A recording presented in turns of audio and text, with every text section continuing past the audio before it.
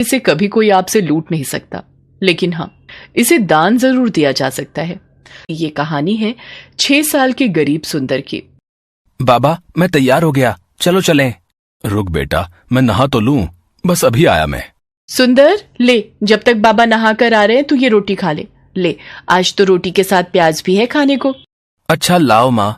माँ, मैं जल्दी वापस आ जाऊंगा, लौटकर मुझे पढ़ाई करनी है। तू जा ही क्यों रहा है? तेरे बाबा ने कब कहा तुझसे कि तू उनके साथ फल सब्जी बेचने चले? पर माँ, ठेला बहुत भारी हो जाता है, बाबा थक जाते होंगे, इसीलिए मैं उनकी मदद करने जाता हूँ। और वैसे भी माँ, मैं तो फल सब्जी बेचते बेचते भी पढ़ाई कर लेता हूँ। वो कैसे?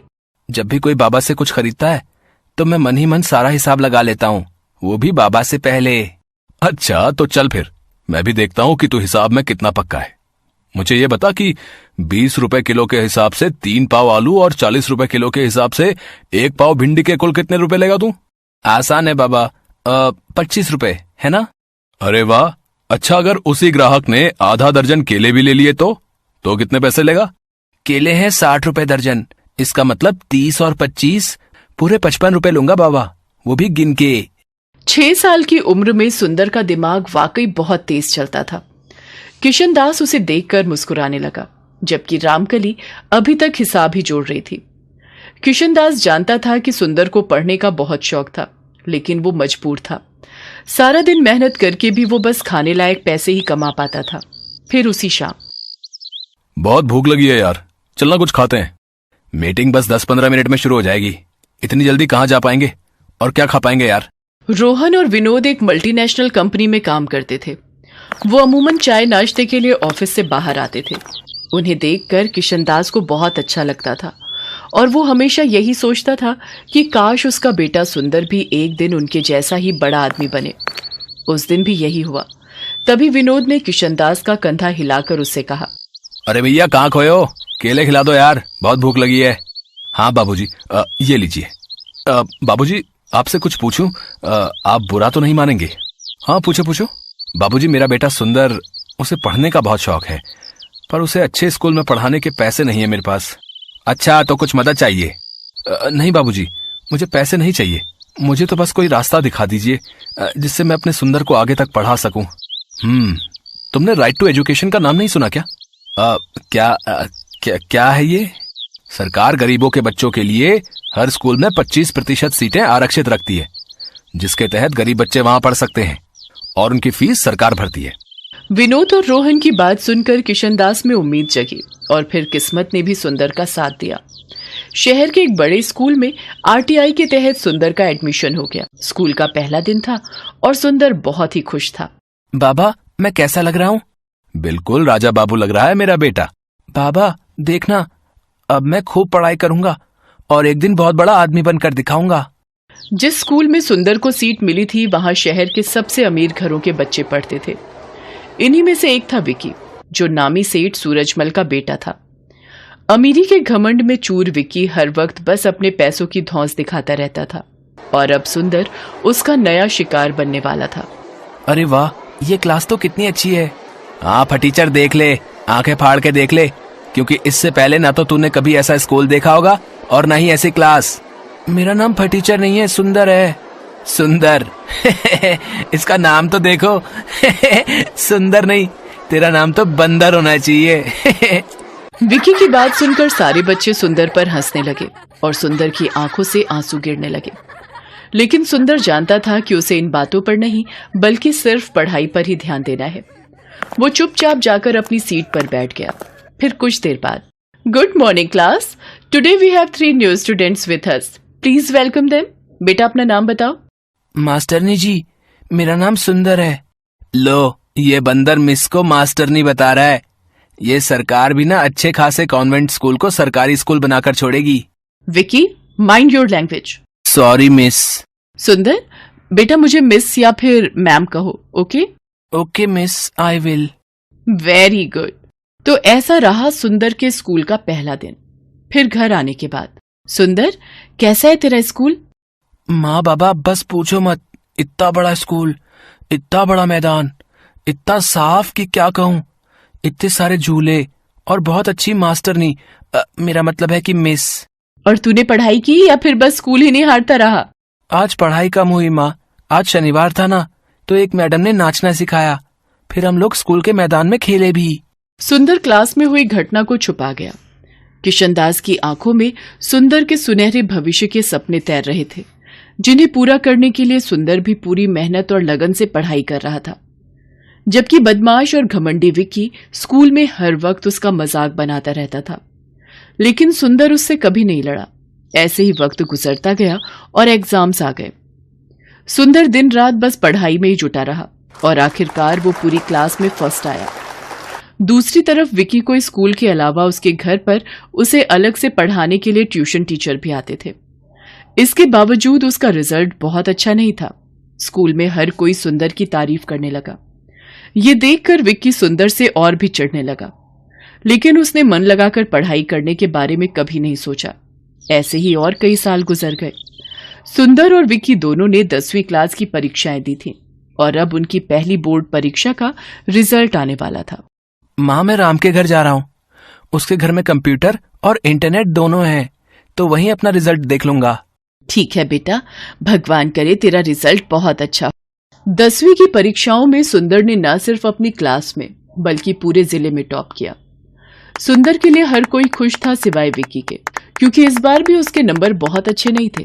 सुंदर को लगातार मिल रही कामयाबी से विक्की के मन में सुंदर के साथ साथ सभी गरीबों को लेकर गुस्सा बढ़ता चला गया। फिर कुछ और साल बीते। विक्की और सुंदर दोनों ही अब यूपीएससी की तैयारी कर रहे थे। दोनों ने लिखित परीक्षा पास कर ली थी और अब बारी थी फाइनल इंटरव्यू की।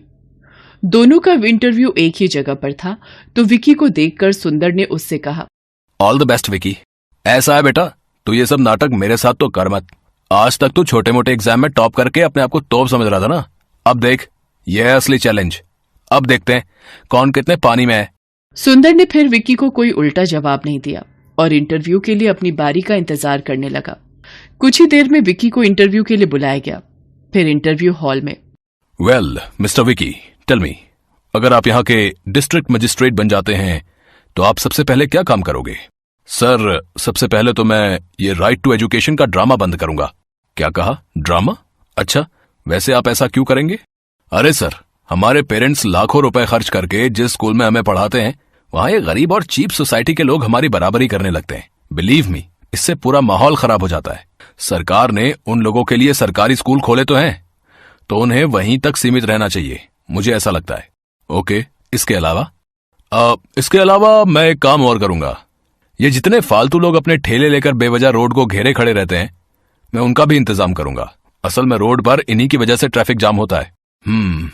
ओके मिस्टर विकी, अब आप जा सकते हैं। Thank you sir. One more thing sir, I want to say. Yes sir, मेरे डैड यहाँ के जाने माने बिजनेसमैन हैं। ये देखिए, ये रहा उनका कार्ड। इसका मैं क्या करूं? क्या कहना चाहते हो? खुलकर कहो। I want to say that I know how to manage manpower and deal with that bloody workers. So I think I am the best option for. Okay, you can leave now. Vicky को इस बात का एहसास तक नहीं था कि interview के दौरान उसके हर शब्द से सिर्फ उसका घमंड ही झलक रहा था। अगली बारी सुंदर की थी। इंटरव्यूअर ने उससे भी वही सवाल पूछा जो विक्की से पूछा था। सर, अगर मुझे ये सौभाग्य मिलता है तो मैं सबसे पहले ये कोशिश करूंगा कि राइट टू एजुकेशन के तहत कुछ और सीट्स बढ़ा सकूं। क्यों? इससे क्या होगा? सर, इसी कोटे की वजह से आज एक गरीब का बेटा इस लायक हुआ है कि आपके सामने बैठ सके। मैं बस यही चाहता हूं कि मेरी तरह हर किसी को यह मौका मिलना चाहिए। ओके, और एक बात और बताइए, ये रोड पर ट्रैफिक जाम और ये स्ट्रीट वेंडर्स को कैसे डील करेंगे?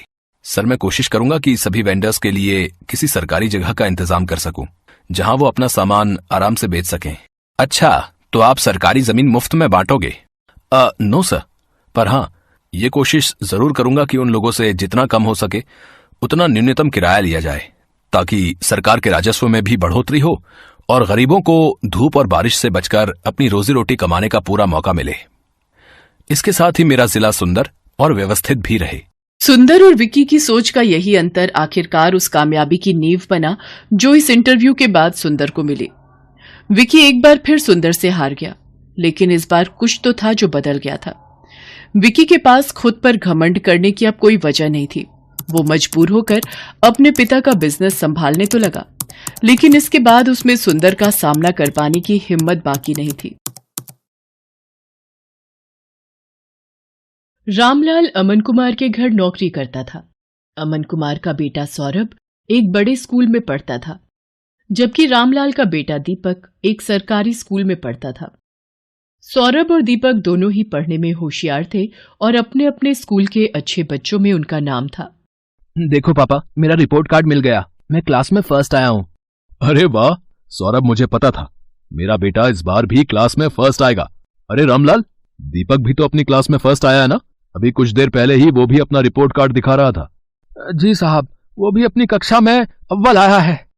पापा, सरकारी स्कूल में पढ़कर तो कोई भी फर्स्ट आ जाता है, वहां की पढ़ाई तो बहुत आसान है। दीपक ने कोई बड़ा काम नहीं किया एक छोटे से स्कूल में फर्स्ट आकर। सौरभ, ये लो लड्डू, मैं फर्स्ट आया हूं ना तो बापू ने सबको बांटे हैं। मैं नहीं खाता ये बेकार से लड्डू। मॉम, वो चॉकलेट बादाम कहाँ हैं जो आपने सबको खिलाए हैं? मेरे पापा तुम्हारे बापू की तरह सस्ते लड्डू नहीं लाते, वो तो चॉकलेट ड्राई फ्रूट लाए हैं। और ज्यादा इतराने की जरूरत नहीं है, तुम हमारे नौकर के बेटे हो, जितनी मर्जी कोशिश कर ले तो मेरी बराबरी नहीं कर सकता। सौरभ बेटा, ऐसे नहीं बोलते, दीपक भी अच्छा बच्चा है। मॉम, मुझे दीपक एक आंख नहीं भाता, मेरे सामने पापा उसकी तारीफ करते रहते हैं, मुझे बिल्कुल अच्छा नहीं लगता। मैं कपिल के घर खेलने जा रहा हूँ। सौरभ को दीपक से नफरत थी। दीपक भी उसकी तरह पढ़ाई में बहुत अच्छा था। ये बात सुनकर सौरभ और गुस्से में आ जाता है। सौरभ कपिल के घर खेलने चला जाता है। क्या हुआ सौरभ, आज तू बड़ा गुस्से में है? मैं दीपक से नफरत करता हूँ। आज मैं जब पापा को अपना रिपोर्ट कार्ड दिखा रहा था तो दीपक ने भी अपना रिपोर्ट कार्ड दिखाया, वो भी मेरी तरह फर्स्ट आया है। फिर तुम ही बताओ, फिर पापा उसकी भी तारीफ करने लगे, वो हमारे नौकर का बेटा है, ये बात मुझे उसे समझानी होगी। अरे तू चिंता क्यों करता है, सब ठीक हो जाएगा। अच्छा सुन, कल दोपहर में सारे दोस्त गेम में पैसे लगा रहे हैं, तू कितने लगाएगा? मेरी तरफ से 200 रुपए लगा दे। अरे तू फिर से अपनी मम्मी के बैंक अकाउंट से 200 रुपए लेगा तो तेरी मम्मी गुस्सा नहीं करेंगी? मेरे पापा बहुत रिच हैं, मेरे पास पैसों की कमी नहीं है। मेरे मम्मी पापा मुझसे कुछ नहीं कहते हैं क्योंकि मैं स्कूल में हमेशा फर्स्ट आता हूँ। सौरभ को गेम पर पैसा लगाने की आदत पड़ गई थी। वो आए दिन अपने दोस्त कपिल और बाकी दोस्तों के साथ ऑनलाइन गेम खेलता और उस पर पैसे लगाता। सौरभ पढ़ाई में अच्छा था, इसलिए उसकी मम्मी भी उसे अकाउंट से पैसे लेने के लिए कुछ नहीं कहती थी। सौरभ, तुमने मॉम के अकाउंट से आज फिर 200 रुपए निकाले हैं। पापा, वो मेरा ऑनलाइन ग्रुप गेम चल रहा है ना, तो उसी के लिए चाहिए थे। अरे मुझे पता है, सौरभ ने मुझे बता दिया था कि वो 200 रुपए ऐड कर रहा है। बेकार में गुस्सा होते रहते हो मेरे लाल पर। वो तो ठीक है संध्या, पर चलिए आप नाश्ता कीजिए, बच्चे हैं आपस में लगे रहते हैं। संध्या अमन की बातों पर ध्यान नहीं देती। सौरभ को गेम खेलने की आदत पड़ती जा रही थी। एग्जाम भी नजदीक आ रहे थे। एक दिन, सौरभ क्या बात है, आजकल लग रहा है तुम पढ़ाई पर ध्यान नहीं दे रहे हो। तुम्हारी मैम का फोन आया था, तुम 2 दिन से ट्यूशन में लेट पहुंच रहे हो। मम्मी, वो एग्जाम आ रहे हैं ना, तो मैं कपिल के घर बैठकर पढ़ाई करता हूँ। हम दोनों साथ में ही ट्यूशन जाते हैं, तो पढ़ते हुए समय का पता ही नहीं चलता। अच्छा ये बात है, तुम कपिल के घर बैठकर एक्स्ट्रा टाइम में पढ़ाई कर रहे हो, ये बहुत अच्छी बात है। उधर दीपक भी अपनी आने वाली परीक्षाओं की तैयारी कर रहा था। बापू, इस बार मुझे फिर से फर्स्ट आना है, देखना मैं खूब मेहनत करूंगा। अब मुझे पता है मेरे बेटे, तुम पढ़ाई में बहुत मेहनत कर रहे हो। देखना, तुम्हारा ये जोड़ा हुआ विद्याधन एक दिन तुम्हारे बहुत काम आएगा और तुम एक दिन हम सबका नाम रोशन जरूर करोगे। चलो दीपक बेटा, अब आकर ये दूध चावल खा लो, मैंने तुम्हारी पसंद के बनाए हैं। और तुम वो कहाँ जा रहे हो अपनी कक्षा के बच्चों के साथ? माँ, मैं साइंस म्यूजियम देखने जा रहा हूँ, वहां पर विज्ञान संबंधित बहुत से उपकरण हैं। टीचर बता रही थी हमें वहां जाने से बहुत कुछ सीखने को मिलेगा। अच्छा, ये तो बहुत अच्छी बात है। दीपक स्कूल के बच्चों के साथ साइंस म्यूजियम देखने जाता है। वहां उसे प्राइवेट स्कूल के बच्चे भी दिखाई देते हैं, जिनमें सौरभ भी होता है। सौरभ, ये तो वही लड़का है जो कई बार तेरे घर पर भी देखा है। अरे ये हमारे नौकर रामलाल का ही तो लड़का है, गरीब नौकर का बेटा है ये। हाँ, ये नौकर का बेटा है, फिर तो ये भी नौकर हुआ। सब बच्चे दीपक पर हंसने लगते हैं। दीपक घर आकर सुस्त और उदास हो जाता है। बापू, सब बच्चे मुझे नौकर का बेटा कहकर चिढ़ा रहे थे, सब बच्चे मेरे ऊपर हंस रहे थे। अरे मेरे बच्चे, तू इतनी सी बात पर बुरा मान गया?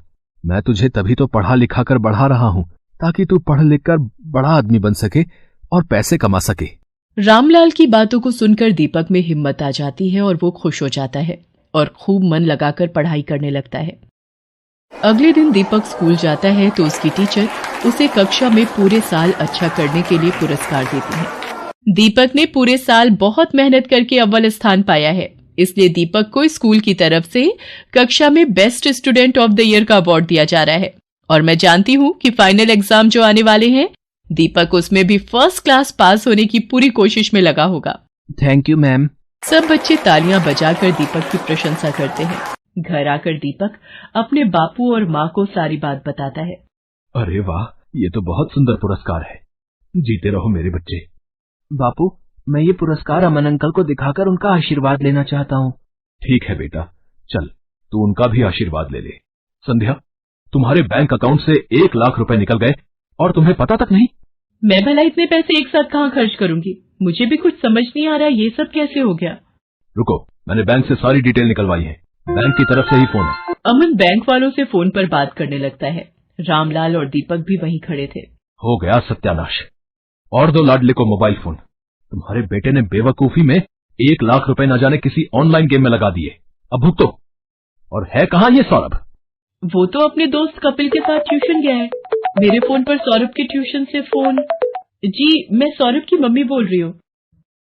क्या सौरभ ट्यूशन नहीं आ रहा? पर जी ठीक है, सौरभ पिछले 1 हफ्ते से ट्यूशन नहीं जा रहा। तभी सौरभ आ जाता है। क्यों सौरभ, ट्यूशन से आ गए? जी पापा। अब तुम झूठ भी बोलने लगे हो। तुमने 1 लाख रुपए किसी ऑनलाइन गेम में लगा दिए और 1 हफ्ते से ट्यूशन भी नहीं जा रहे हो। 2 दिन बाद तुम्हारे फाइनल पेपर हैं। Papa mummy, I am sorry.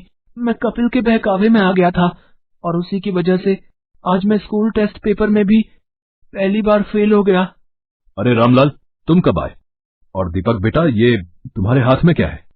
जी ये वो, आज मुझे स्कूल में बेस्ट स्टूडेंट का अवार्ड मिला तो आपका आशीर्वाद लेने आ गया। जीते रहो बेटा, खूब तरक्की करो। अमन दीपक को आशीर्वाद देकर चुपचाप अपने कमरे में चला जाता है। पापा, क्या मैं अंदर आ सकता हूँ? मुझे अभी तुमसे कोई बात नहीं करनी सौरभ, अपने रूम में जाओ। मम्मी पापा मेरे से नाराज है, वो मेरे से बात नहीं कर रहे। सौरभ, अगर तुम्हें सच में अपनी गलती का एहसास है तो अपनी गलती को सुधारो, फिर तुम्हारे पापा का गुस्सा ठंडा हो जाएगा। मुझे पता है मम्मी, मुझे क्या करना है। सौरभ ने अब कपिल और उसके दोस्तों के साथ गेम खेलना बंद कर दिया और खूब मन लगाकर पढ़ने लगा। पर 2 दिन बाद उसका मैथ्स का पेपर था। उसने ट्यूशन की बहुत छुट्टियां ले ली थी और उसका कोर्स अभी बहुत बाकी रह गया था। मम्मी, मेरा बहुत सारा सिलेबस अभी रिवीजन के लिए बाकी है, मैं कैसे कर पाऊंगा? कुछ सवाल तो मुझे समझ भी नहीं आ रहे।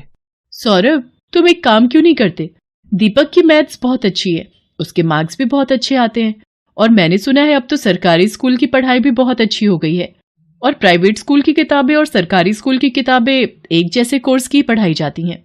मम्मी, क्या दीपक मेरी मदद करेगा? मैंने हमेशा उसके साथ गलत व्यवहार किया है। कोई बात नहीं, पर अब तुम्हें अपनी गलती का एहसास है, ये बहुत बड़ी बात है।